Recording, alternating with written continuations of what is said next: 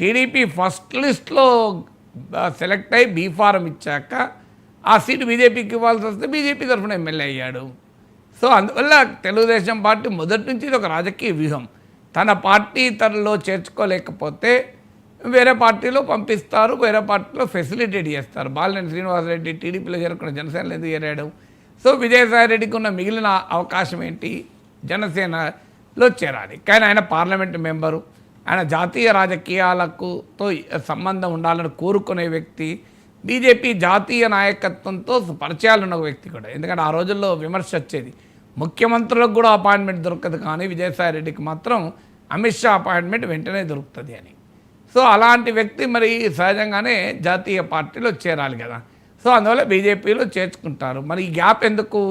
ఈ gap period ఏంటంటే ఇప్పుడు గవర్నమెంట్లో ఒక రూల్ ఉంటుంది, డిప్యుటేషన్ రూల్. 5 ఏళ్ల పాటు నువ్వు వేరే డిపార్ట్మెంట్కి డిప్యుటేషన్